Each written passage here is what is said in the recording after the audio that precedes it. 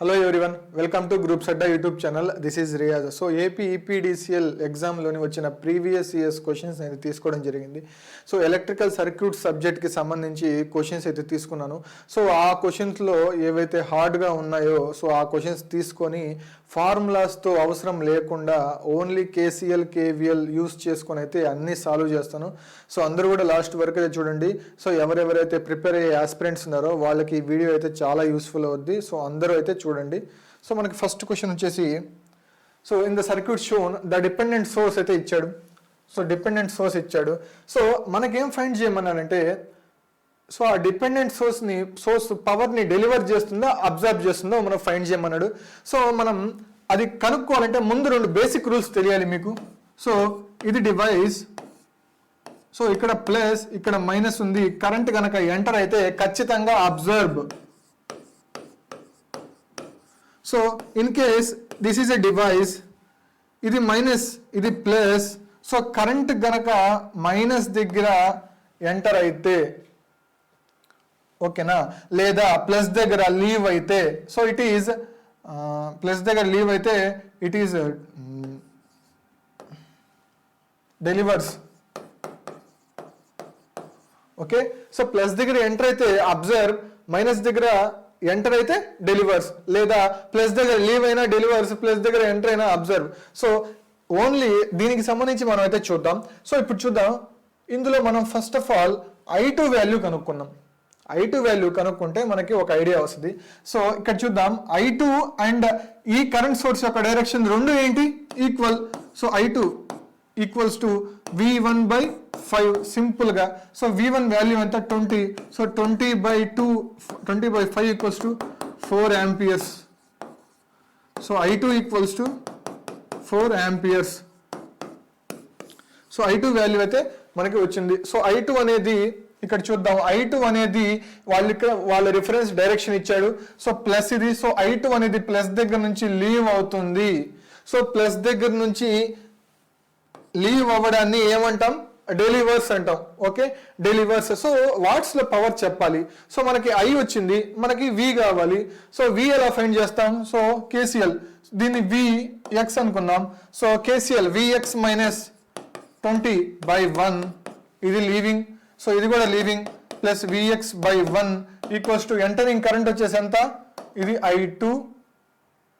ఓకేనా, ఈ కరెంట్ వచ్చేసి I2 plus V1/5 plus V1/5. ఈ కరెంట్ ఎంత అవుతుంది, సో I2 వచ్చేసి 4 amperes. సో ఇది 4 amperes. Okay, so Vx minus 20 plus Vx equals to 4. Okay, so 2Vx equals to 24, Vx equals to 12. So Vx equals to మనకి 12 volts వచ్చింది. So దీనికి అక్రాస్గా ఎంత ఉంది, సో 12 volts ఉంది. సో కరెంట్ ఎంత ఉంది, ఈ కరెంట్ ఎంత, V1/5 వాల్యూ ఎంత, so V1/5 nothing but 4. therefore power ఏమవుతుంది, P equals to V into I. 4 into 12 equals to 48 watts.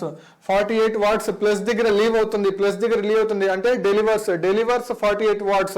Option B is the correct answer. Okay, so next question చూద్దాం. In series RL circuit the switch is closed at T equals to 0. So switch అనేది initial గా open లో ఉంది. Switch ని మనం T equals to 0 దగ్గర close చేసాము. The value of the current at T equals to 0 అని అడిగాడు. సో ఇక్కడ ఇండక్టర్ ఉంది. ఇండక్టర్ ప్రాపర్టీ ఏంటి, inductor does not allow sudden changes in current. So switch initial గా అంటే 0 minus T equals to 0 minus. Switch initial గా ఎలా ఉంది, ఓపెన్ లో ఉంది. ఓపెన్ లో ఉంటే ఎప్పుడో స్టడీ స్టేట్ రీచెస్ అయిపోయింది. సో ఎప్పుడు ఓపెన్ ఆఫ్ చేసారో మనకు తెలియదు. So reaches steady state. So మనకి ఇందులో ఇండక్టర్ ఏమవుద్ది, షార్ట్ సర్క్యూట్ అయిపోద్ది స్టడీ స్టేట్ లో. సో కరెంట్ ఏమవుద్ది, so I at 0 minus is equals to inductor లో కరెంట్, ఇండక్టర్ షార్ట్ అయిపోయిన ఇండక్టర్ ఉంది కదా అక్కడ. So behaves as a short circuited గా బిహేవ్ చేస్తుంది. So IL at 0 minus equals to, so మనకి ఇది ఓపెన్. సో 5 2 ohms ఎంత, 7 ohms. సో 10. సో 10/7 ఇది మనకి కరెంట్. ఓకేనా, so I at 0 minus equals to 10/7. ఇప్పుడు వాళ్ళు ఏం అడిగాడు, the value of the current at T equals to 0. T equals to 0 just after closing the switch. IL at 0 plus just after closing the switch. Inductor ఏంటి just after closing అయినా ఇది ఈ resistor short అయిపోయినా కూడా, ఎందుకంటే switch మనం close చేస్తాం కాబట్టి ఈ రెసిస్టర్ మనకి షార్ట్ అయిపోయినా కూడా మనకి ఇండక్టర్ ప్రాపర్టీ ఏంటి, ఇండక్టర్ దశలో sudden changes in current. So ఇంతకు ముందు 10/7 ఉంది, సో ఇప్పుడు కూడా 10/7. ఎందుకు? Inductor does not allow sudden changes in current. So 10/7 answer, 10/7 is the answer. Okay, so next question చూద్దాం. The time constant for the given circuit is. So ఇక్కడ మనం చూద్దాం, మనకి టైం కాన్స్టెంట్ నేను ప్రీవియస్ APSPDCలో చెప్పినప్పుడు, సో మనకి రెసిస్టెన్స్ కావాలంటే వోల్టేజ్ సోర్స్ ని షార్ట్ చేస్తాం, కరెంట్ సోర్స్ ని ఓపెన్ చేస్తాం. సో ఇలాగే మనకి రెసిస్టెన్స్ కెపాసిటెన్స్ మనకు కావాలి. ఎందుకు? ద టైం కాన్స్టెంట్ ఈ సర్క్యూట్ లో ఓన్లీ రెసిస్టర్ ఉంది అండ్ కెపాసిటర్ ఒకటే ఉంది. సో టౌ ఫార్ములా ఏంది? Time constant tau R into C equivalent R equivalent. Okay, so మనకి CR కావాలంటే మనకు కరెంట్తో పని లేదు. సో దీన్ని ఓపెన్ సర్క్యూట్ నెగ్లెక్ట్ చేస్తాం. సో మనకి సర్క్యూట్లో ఇదే మిగిలిద్ది. సో మనం తెలుసు ఈ రెండు ప్యారలల్లో ఉంది, కెపాసిటెన్స్ ప్యారలల్లో ఉంటే డైరెక్ట్గా ఏం చేస్తాం? యాడ్ చేస్తాం. సో 1 + 1 ఎంత? 2 farad. సో ఆ తర్వాత వచ్చిన న్యూ కెపాసిటర్ 2 farad అండ్ దీంతో ఏమవుద్ది? సిరీస్లో ఉంటుంది. సిరీస్లో ఉంటే మనకి 2 ఇంటూ ఇక్కడ ఈ వాల్యూ ఎంత? 1/2 + 1 ఎంత? So 2/3 farad. చూద్దాం ఇప్పుడు చూడండి, 2/3 farad మనకి మిగిలింది. సో మీకోసం నేను సర్క్యూట్ వేస్తాను. సో 2/3 farad, ఇక్కడ రెసిస్టర్ ఉంది 3 ohms, ఇది ఇంకోటి 3 ohms, ఇక్కడ కరెంట్ సోర్స్ ఓపెన్ లో ఉంది. సో మనకి సింగిల్ రెసిస్టెన్స్ గా మార్చుకోవాలి. సో ఈ రెండు ఎలా ఉన్నాయి? సిరీస్ లో ఉన్నాయి. So 3 + 3 6. So R equivalent equals to 6. మనకి ఒక కెపాసిటెన్స్ అయింది. సో C ఈక్వివాలెంట్ వచ్చేసి 2/3. So tau equals to 6 into 2/3, 3 2s. So tau equals to 4. Tau equals to 4 seconds. Option C is the correct answer. So మనకి ఈ question చూద్దాం. The angular frequency of Resonance of the circuit is. So ఇది little bit hard question, ఇది gate level question. So దీనికి analysis చేయాలి. So ఆ analysis ని కూడా మనం ఈజీగా అయితే సాల్వ్ చేయొచ్చు, విత్ ఇన్ 1 minute అయితే మనం సాల్వ్ చేయొచ్చు. సో ఇక్కడ main point the angular frequency omega కావాలి. సో ఎక్కడ రెజోనెన్స్ అని వాళ్ళే మనకి హింట్ ఇచ్చారు. సో రెజోనెన్స్ లో మనం ఏం చెప్తాం? ఇమాజినరీ పార్ట్ ని ఏమవుద్ది? Imaginary part equals to 0. Imaginary part 0 కాబట్టి రెసిస్టెన్స్ ఒకటే మిగులుతుంది. కాబట్టి రెజోనెన్స్ లో కరెంట్ ఇన్ ఫేజ్ వోల్టేజ్ కాబట్టి resistive nature. Okay, so resistive nature రావాలంటే మనం ఇమాజినరీ పార్ట్ ఏం చేయాలి? రెజోనెన్స్ లో 0కి ఈక్వల్ చేయాలి. సో దీనికి ఈక్వివాలెంట్ Z ఈక్వివాలెంట్ ఫైండ్ చేసి అందులో ఉండే J టర్మ్స్ ని ఇమాజినరీ వాల్యూస్ ని 0కి ఈక్వల్ చేసుకుంటే మనకి ఒమేగా వస్తుంది. సో సింపుల్ గా చూద్దాం.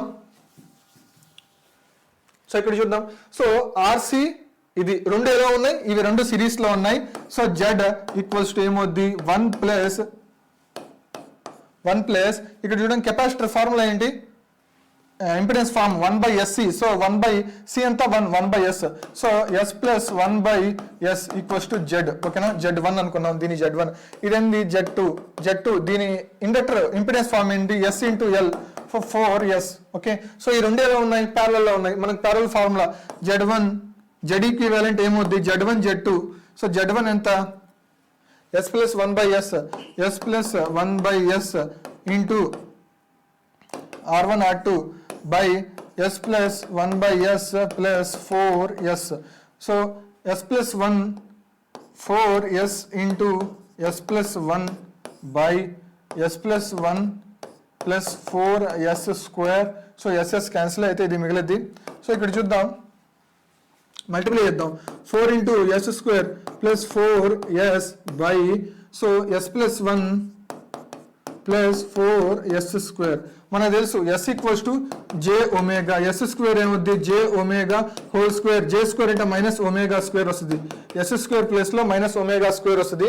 సో S² ప్లస్ లో -4ω² plus 4J omega by so J omega plus 1 -4ω². So rationalise చేద్దాం. రేషనలైజ్ చేస్తే ఏమవుద్ది? So -4ω² plus 4J omega by so దీన్ని సపరేట్ చేద్దాం. 1 minus omega square 1 minus 4 omega square plus J omega. Rationalise చేద్దాం.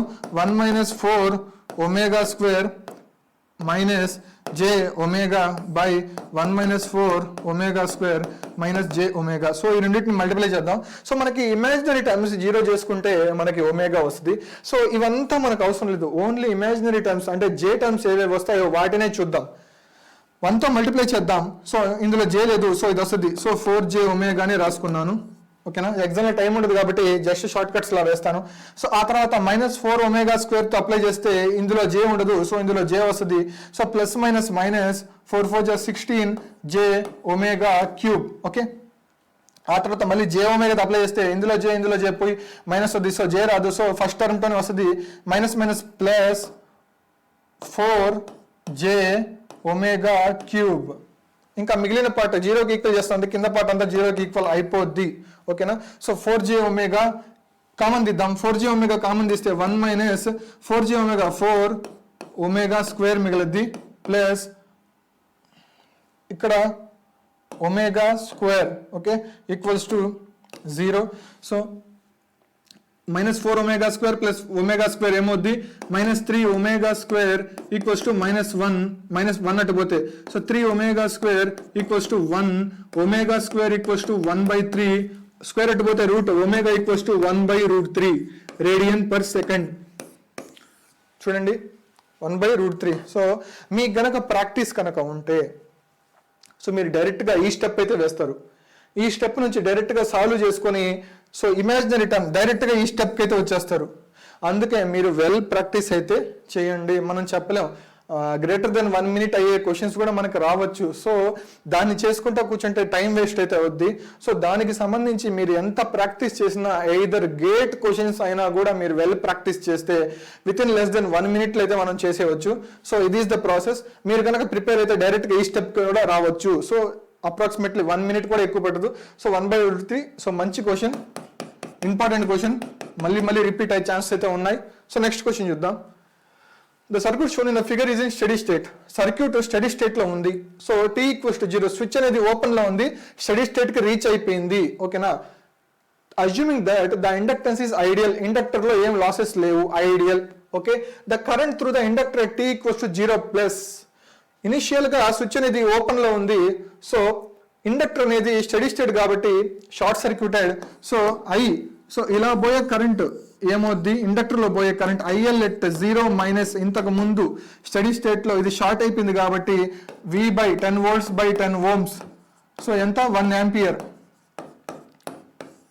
So ఇది close చేసినా కూడా short circuit పాతే no problem.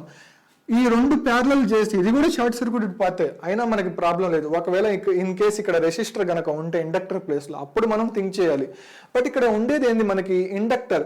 Just after closing the switch, ఎప్పుడైతే జస్ట్ క్లోజ్ చేస్తావో ఇండక్టర్ లో current చెప్పమన్నాడు. సో IL at 0 మనం చెప్పాలి. So we know that inductor does not allow sudden changes in current. ఇంతకు ముందు ఇండక్టర్ లో ఏం పాస్ అయింది, 1 ఆంపియర్ ఫ్లో అయింది. సో ఇందులో కూడా మనకి 1 ఆంపియర్ ఫ్లో అవ్వద్ది. So 1 ampere. స్విచ్తో సంబంధం లేదు, మనకి ఇండక్టర్ ఎనర్జీ స్టోరేజ్ ఎలిమెంట్ కాబట్టి వాటి ప్రాపర్టీ ఏంటి, inductor does not allow sudden changes in current కాబట్టి. సో ఇంతకు ముందు ఎంత కరెంట్ ఫ్లో అవుతుందో ఇప్పుడు కూడా అంతే కరెంట్ ఫ్లో అవుద్ది. So answer is option D, 1 amperes. Okay, a coil of inductance. So ఇది కూడా మంచి క్వశ్చన్, చాలా ఇంపార్టెంట్ క్వశ్చన్. మళ్ళీ రిపీట్ అయ్యే ఛాన్సెస్ అయితే ఉన్నాయి. విత్ జస్ట్ నెంబర్స్ చేంజ్ చేసి ఇచ్చేదానికి ఛాన్సెస్ అయితే ఉన్నాయి. సో చాలా important question, it's very important. So ప్రతి ఒక్కరు కూడా షార్ట్ కట్ అయితే నోట్ చేసుకోండి. So a coil of inductance L ఎంత ఇచ్చాడు, 10 హెన్రీ ఇచ్చాడు అండ్ రెసిస్టెన్స్ 40 ohms ఇచ్చాడు. Is connected as shown in figure. ఈ ఫిగర్ లో చూస్తున్నాడు. So after the switch S has been in contact with position 1 for a long time. So ఈ switch అనేది first position 1 కి కనెక్ట్ అయి ఉంది లాంగ్ టైం, అంటే స్టడీ స్టేట్ రీచ్ అయిపోయింది. ఎప్పుడు స్విచ్ 1 కి కనెక్ట్ చేశారో ఎవరికి తెలియదు, లాంగ్ టైం అయిపోయింది, స్టడీ స్టేట్ కి రీచ్ అయిపోయింది. సో ఇనిషియల్ గా 1 కి కనెక్ట్ అయి ఉంది. Long time it is move to position 2. ఎప్పుడైతే పొజిషన్ 2కి ఎట్ t ఈక్వల్స్ టు 0 దగ్గర పొజిషన్ 2కి మూవ్ అవుద్దో t ఈక్వల్స్ టు 0 ప్లస్ దగ్గర voltage across the coil is 120 volts ఇచ్చారు. ఎప్పుడు t ఈక్వల్స్ టు 0 ప్లస్ దగ్గర వోల్టేజ్ అక్రాస్ కాయిల్ ఎంత ఇచ్చాడు? 120 volts ఇచ్చారు. చాలా ఇంపార్టెంట్. వోల్టేజ్ అక్రాస్ కాయిల్ అంటే resistance in series with inductance ఉంటే కాయిల్. సో ఇది కాయిల్, దీనికి అక్రాస్ గా వోల్టేజ్ చెప్తున్నారు వాళ్ళు. The value of the resistance, ఈ వాల్యూ ఏమవుద్దో కనుక్కోమన్నాడు. సో మనకి ఇండక్టర్ ఉంది కాబట్టి ఇండక్టర్ ఇనిషియల్ కరెంట్ ఎంత ఫైండ్ చేద్దాం. సో ఇనిషియల్ గా 1 దగ్గర ఉంది, స్టడీ స్టేట్ రీచ్ అయిపోయింది, ఇండక్టర్ షార్ట్ అయిపోయింది. సో ఇండక్టర్ లో పోయే కరెంట్ IL at 0 మైనస్ ఏమవుద్ది? సో 120 V బై, సో ఇది షార్ట్, ఇందులో ఏముంటుంది? సో ఈ సర్క్యూట్ కాబట్టి సో 20-40 సిరీస్, 20 ప్లస్ 40 ఎంత? 60. So 60 0 0 cancel, 2 amperes. So IL at 0 ampere minus equals to IL at 0 plus, ఎందుకు? Inductor does not have sudden changes in current కాబట్టి ఇనిషియల్గా ఎంత కరెంట్ ఫ్లో అవుద్దా? Just after closing the switch to position 2కి move అయినా సరే అది first initial గా అందులో నుంచి 2 amperes ఫ్లో అవ్వద్ది, ఎందుకంటే ఇండక్టర్ ప్రాపర్టీ కాబట్టి. సో మనకి t ఈక్వల్స్ 0 ప్లస్ దగ్గర సర్క్యూట్ ఎలా ఉంటుంది వేస్తాను. సో మీకు అర్థమయ్యేదానికి ఎగ్జాంపుల్ ఇదైతే వేయాల్సిన అవసరం లేదు. సో ఇది R, సో స్విచ్ అనేది మూవ్ అయింది. సో ఇది 20 ohms. సో ఇండక్టర్, మనం ఇండక్టర్లో ఎంత కరెంట్ మూవ్ అవుతుంది? Just after closing the switch ఇండక్టర్లో 2 amperes మనం కరెంట్ సోర్స్ గా రీప్లేస్ చేసుకుంటాం. So 2 amperes. ఓకే, సో ఇక్కడ వాల్యూ ఎంత? 40 ohms. ఇది ఎప్పుడు? At t equals to 0 plus.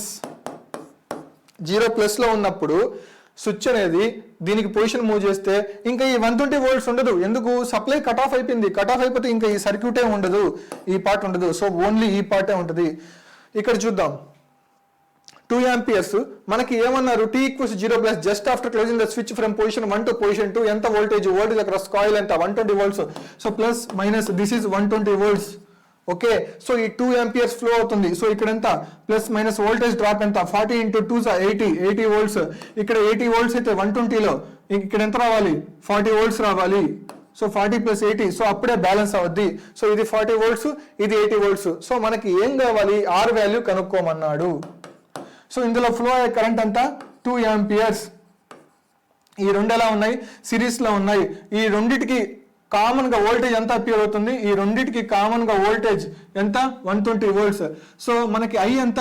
I equals to 2 amperes equals to V by R. V ఎంత? 120 బై R ఎంత? Total resistance R plus 20. ఎందుకు? ఈ రెండిటికి ప్యారలల్ గా ఎంత ఉంది? 120 ఉంది కాబట్టి. So 20 plus R. So 20 plus R equals to 2 కిందకు వస్తే 60. R equals to 60 minus 20 equals to 40 ohms. So answer is the 40 ohms. So మంచి క్వశ్చన్, ఇంపార్టెంట్ క్వశ్చన్. సో మీకు అర్థమయ్యేదానికి సర్క్యూట్ ఇస్తాం. సో ఇన్ కేస్ మీరు కనుక ప్రాక్టీస్ వెల్ కనుక ఉంటే so డైరెక్ట్గా క్వశ్చన్లు చూసి ఆన్సర్ 2 amperes అని చేసేసి ఈ 2 amperes డైరెక్ట్గా ఇదైతే వేసేస్తారు. ఓకేనా? అందుకే మీరైతే వెల్ ప్రాక్టీస్ అయితే చేయండి. మీరు ఇన్ కేస్ ప్రాక్టీస్ లేకుండా పోతే ఎగ్జామ్లో మీరు అటెంప్ట్ చేయలేరు. ఇన్ కేస్ మీకు వచ్చిన క్వశ్చన్ కూడా మీరు అటెంప్ట్ చేయలేరు. ఎందుకు అంటే మీకు ల్యాక్ ఆఫ్ ప్రాక్టీస్ ఉంది కాబట్టి. So practice is the best key. So practice అనేది మనకి ఇంపార్టెంట్. ఓకేనా? సో నెక్స్ట్ క్వశ్చన్ చూద్దాం. So in the circuit of the figure the magnitude of VL and VC are twice that of VR. So ఇది మనం ఈ statement అనేది చాలా important. So మనం గుర్తుపెట్టుకోవాలి.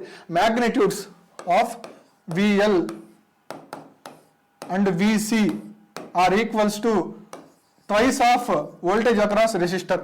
సో ఈ స్టేట్మెంట్ కనుక మనం వేసుకోగలిగితే మనకి సగం ప్రాబ్లం అయితే అయిపోయినట్టు. సో F ఈక్వల్స్ ఎంత ఇచ్చాడు? 50 Hz ఇచ్చాడు. 50 Hz ఇచ్చాడు. And the inductance of the coil, inductance of the coil యొక్క ఇండక్టెన్స్ అంటే L వాల్యూ మనం ఫైండ్ చేయాలి. ఓకేనా? సో ఇక్కడ మనం చూద్దాం. VL మనకి L దేంట్లో వస్తుంది? VL లో వస్తుంది. So VL equals to value ఎంత? 2 into VR. VL equals to 2 into VR. మనం VL ని ఎలా రాయొచ్చు? సో VL ఈక్వల్స్ టు ఇందులో ఎంత కరెంట్ పోతుంది? I అనే కరెంట్ అజ్యూమ్ చేసుకున్నాం. సో I అనే కరెంట్ అజ్యూమ్ చేసుకున్నాం. I into XL okay equals to 2 into VR లో ఎంత కరెంట్ పోతుంది? I అనుకున్నాం. So I into 5 simple. ఈ ఐ రెండు సేమ్. ఎందుకని?